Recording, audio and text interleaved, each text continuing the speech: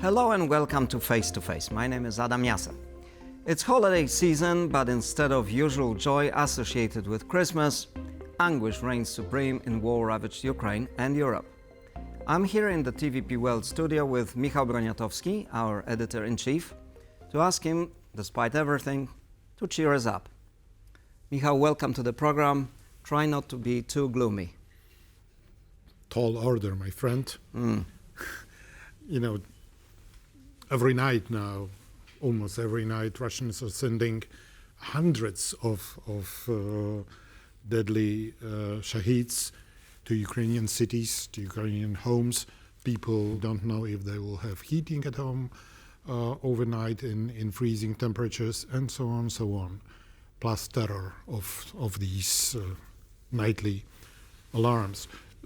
And I'm afraid that this year, although it was saw a lot of action towards peace in Ukraine, it didn't end with any strong sign of peace coming very soon.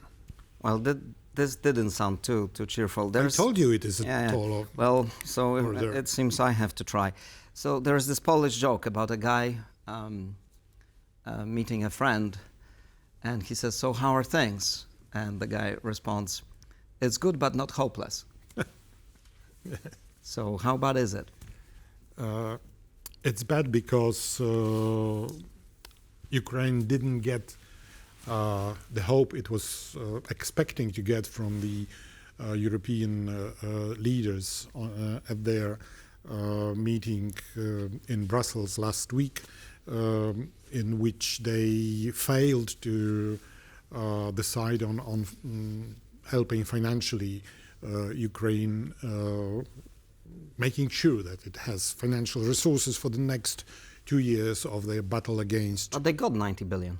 But this 90 billion is for 2 years as well. It's nearly half of what they need, and it's also very good news for Putin, for whom now this war of attrition, he's constantly hoping, and it is saying that openly, that he hopes to live out Ukraine. Well, I'm not going to let you off the hook. Give us the big picture. Is there anything moving in the right direction, or everything is going I'm downhill? telling you constantly that there are more things. You're talking only about Ukraine. Maybe there are other things that... There's nothing more important in Europe than war in Ukraine, because it is a war. We didn't have anything like that in 8 years since the end of World War II. There were local wars, local invasions by Soviet Union, then the war in Balkans, but nothing of the kind. We are getting to the end of the fourth year of the full-scale invasion of Russia against Ukraine. You know, fatalities are now counting in hundreds of thousands. It's amazing. If you look at pictures of Ukrainian military cemeteries, you see the scale of the loss. But Russia is also losing hundreds of thousands of men. I don't think their leaders care very much about it. And, the best way for them to stop bleeding is to stop shooting and to, stop the war. It's on their conscience. The blood is on their hands. All right, but, it seems that when you look at Russia's progress on the battlefield, it actually isn't very impressive, and it seems Mr. Putin is being misled by his generals. I don't know if he's misled or he doesn't want to hear, or if he's listening to what he doesn't want to hear.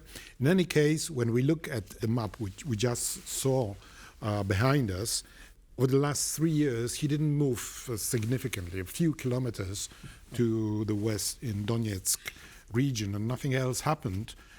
In the meantime, he lost hundreds of thousands of his soldiers. If it is a winning war, then Mr.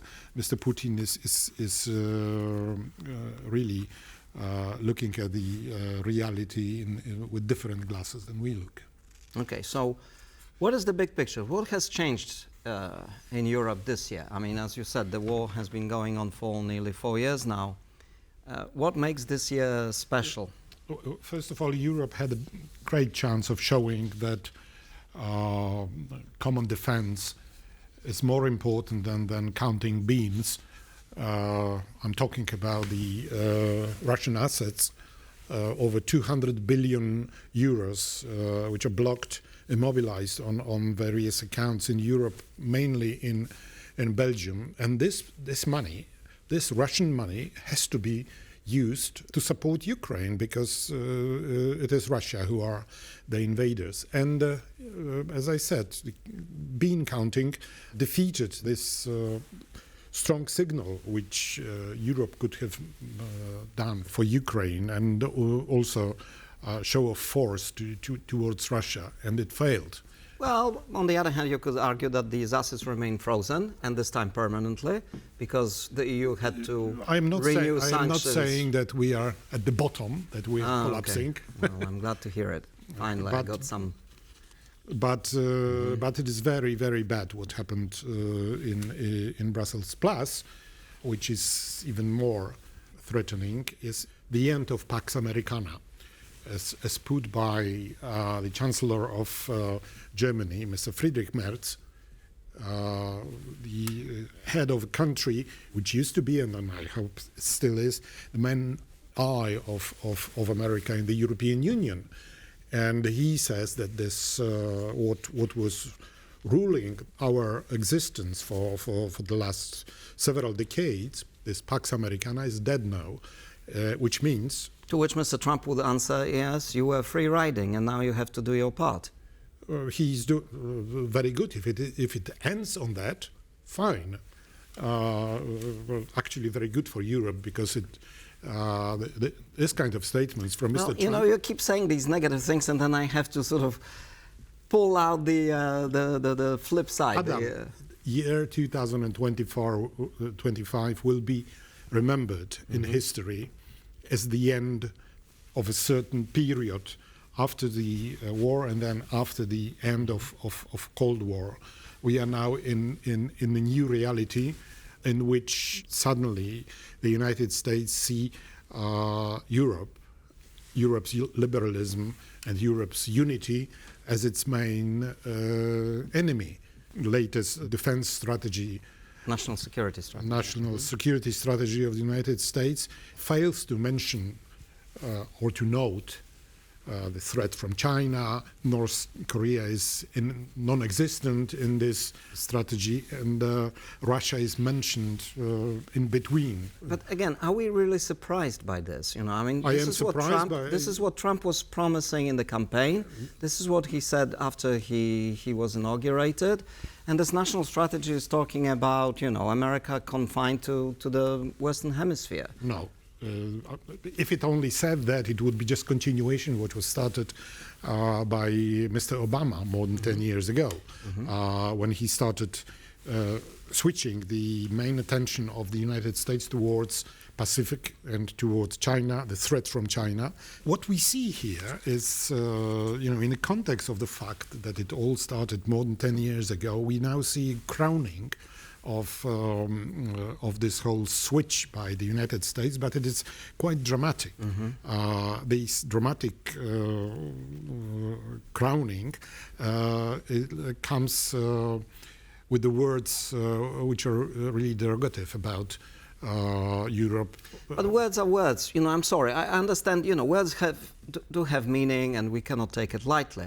But we saw almost as immediately in the United States the reaction to some of these provisions in the national strategy. The Congress passed legislation which ran exactly counter to this. It obliges the administration to keep U.S. troops levels.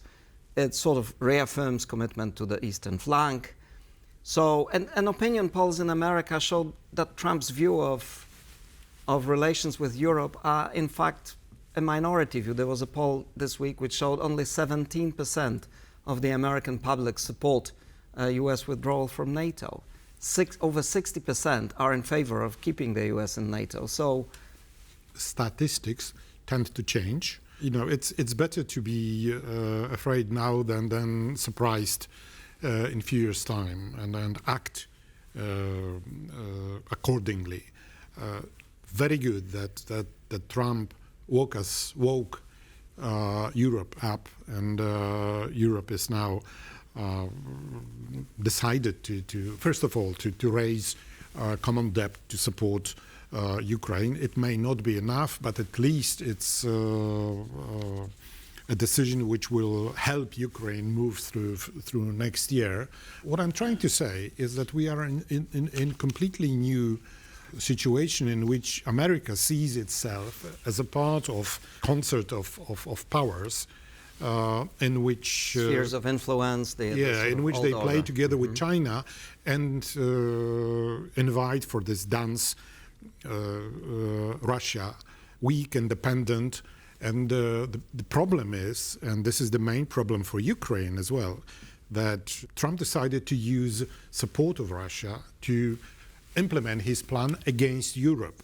The element of that is that the war against Ukraine, if he supports Putin, and he is supporting Putin, at least politically, in this war, he will help, let's put it lightly, trouble for Europe. Okay, but on the other hand, it seems that his peace efforts have one significant problem. Mr. Putin is not yielding. So, didn't he know it from the very beginning? Well, here you go. So in a sense, we're back at square one, right? Definitely we are. Even efforts to weaken Zelensky, if I may. Zelensky, whenever Trump or Putin say, let's have elections in Ukraine, and Zelensky has no legitimacy, support for Zelensky is going up in Ukraine. Exactly, because people understand that trying to have elections during wartime under bombs is not a very good idea, especially that almost quarter of the country is under occupation. But my question to you is Trump out of touch with America on some of these foreign policy issues, and therefore he's less effective than some of the verbal fireworks might suggest? I don't know if these considerations you presented with these statistics are very important, because in the end he was elected by more than 50% of Americans, which means he has his support. Yeah, but his polling numbers are dreadful. This is typical for any president. Maybe he's falling down more than others. We will see with midterm elections next year, but he will be in power for the next 3 years. Okay. And he has a huge executive power.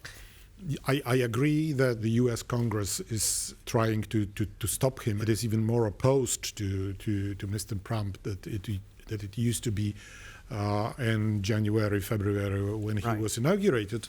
But still, he really can do whatever he likes, and is not controlled. I'd like to ask you about something else, something people call the Trump effect on Europe. You mentioned that earlier, but he openly waded into European politics,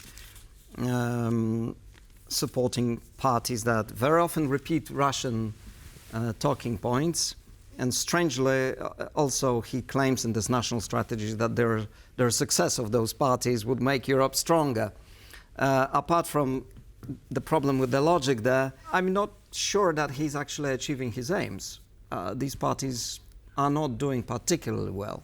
Let's wait and see for next elections. Sure, but for the time being, we can discuss what we see. And, AfD, which they supported in Germany, Alternative for Germany, didn't make huge progress since Trump endorsed him.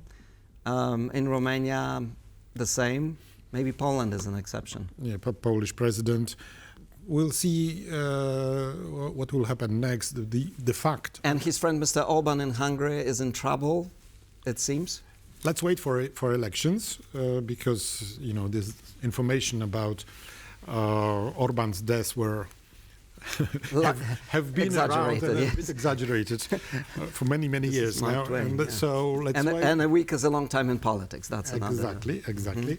Even if in many cases the feared victory of far right was exaggerated, this far right exists. For example, in Poland, there are 3 right-wing parties. Actually, you can call all of them far right.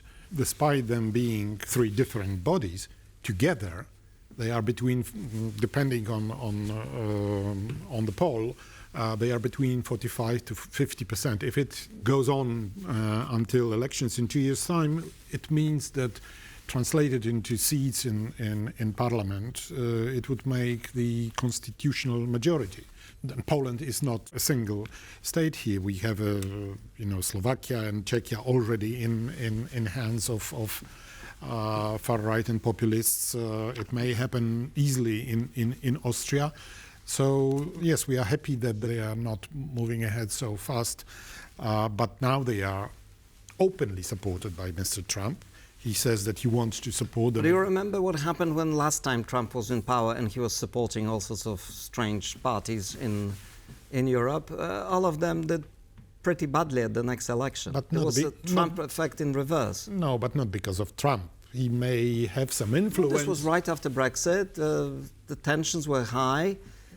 And then Brexit combined with Trump resulted in a completely... I'm desperately trying to find some positives. Yeah, I know. But I see you're not in a mood today. No, I'm not in a mood. In few minutes' time, we will sit at the Christmas Eve table and be able to forget about it and be happy. But we need to be aware of what's around us. This Trump effect is very important, of course. But on the other hand, Germany is probably the most anti-American country. German society is anti-American, and especially right-wing parties. They are more pro-Russian than anti-American. So another inconsistency in Trump's approach. I have some data here from recent polling about the attitudes to Donald Trump, his popularity in Britain, Denmark, France, Germany, Italy, and Spain. And, it's a bleak picture for the US president. Basically, 70% think he's bad news for Europe, 60%. Germany, France, UK, which is, the sort of the closest always. Even in Poland, which is traditionally pro-American, close to 60% of Poles view Donald Trump negatively. Because his personality is this sort of a bit disgusting, especially now with this Epstein files being revealed.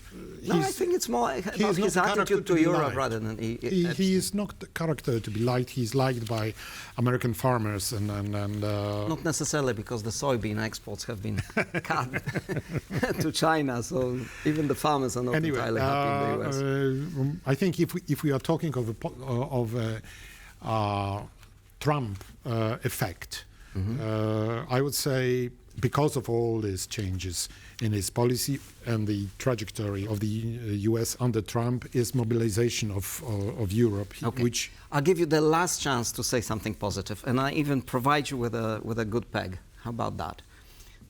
Polling in Russia is not terribly reliable, but it seems that the percentage of people in Russia who believe that military inaction in Ukraine should continue is at its lowest level since polling began.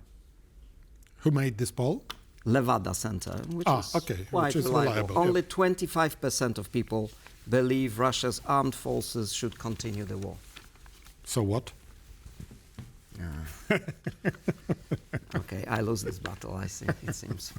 Russia is ruled by a dictator. Okay. Who has... We have to finish. That was a very good punchline at the end. Yes.